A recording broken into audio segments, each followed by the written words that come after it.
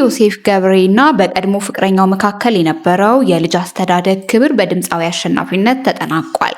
የቀድሞ የድምፃዊ ዮሴፍ ገብሬ ጆሲ ኢን ዘ ሃውስ የፍቅር ጓደኛ ሶሲ ግርማይ ለ6 ወራት ያህል በፍርድ ቤት ሲካሄድ የቆየው የልጅ አስተዳደግ ክርክር በድምፃዊው አሸናፊነት መጠናቀቁን በምሬት ገልጻለች።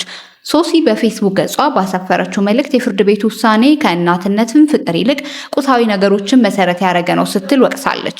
የክሱ መነሻ የምስክሮቹን ቃል በክርክሩ ወቅት ድምፃዊ በሶሲ ላይ በምሽት ክበብ ትሰራለች፣ ሱሰኛ ነች፣ ልጁን ለገንዘብ መጠየቂያ ታደርጋለች የሚሉ ክሶችን አቅርቦ እንደነበረ ሶሲ ገልጻለች።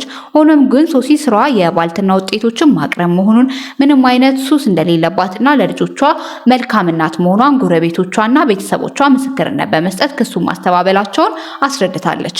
በተቃራኒው ድምፃዊው ዮሴፍ ገብሬ ልጁ ባለበት ተገቢ ያልሆነ ሱሶችን እንደሚጠቀምና የልጁን የትምህርት ቤት ክፍያ እንኳን እንደማይከፍል በማስረጃ ማረጋገጧን ገልጻለች። እንደ ሶሲ ገለጻ ጉዳዩ የመረመሩት የሶሻል ወርከሮች ወይም ማህበራዊ ሰራተኞች ያቀረቡት ሪፖርት ለውሳኔው ትልቅ ሚና ተጫውቷል። ሪፖርቱ በዋናነት ትኩረት ያደረገው በሁለቱ ወገኖች የኑሮ ደረጃ ላይ ሲሆን ድምፃዊው ገቢ ከሷ የተሻለ መሆኑ፣ ቤቱ ሰፊና ለልጁ የተለየ መኝታ ቤት ያለው መሆኑ፣ መኖሪያው ቦሌ አካባቢ መሆኑና ለልጁ መጫወቻዎች መኖራቸውን መሰረት በማድረግ ልጅ ከአባቱ ጋር እንዲያድግ ተወስኗል። በዚህ መሰረት ፍርድ ቤቱ ልጁ ከአባቱ ጋር እንዲኖር የወሰነ ሲሆን እናትየው በየ2 ሳምንቱ አንድ ቀን ብቻ እሁድ ለጥቂት ሰዓታት እንድትጎበኝ ተፈቅዶላታል።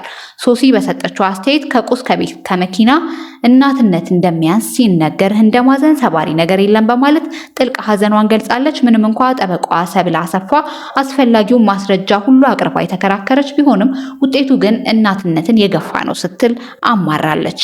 በመጨረሻም በአሁኑ ሰዓት በሆስፒታል እንደምትገኝ የገለጸችው ሶሲ ሀቄን ከፈጣሪ ይጠብቃለሁ ስትል መልእክቷንም ደምድማለች። ድምፃዊ ዮሴፍ ገብሬ በጉዳዩ ላይ እስካሁን የሰጠው ምላሽ የለም።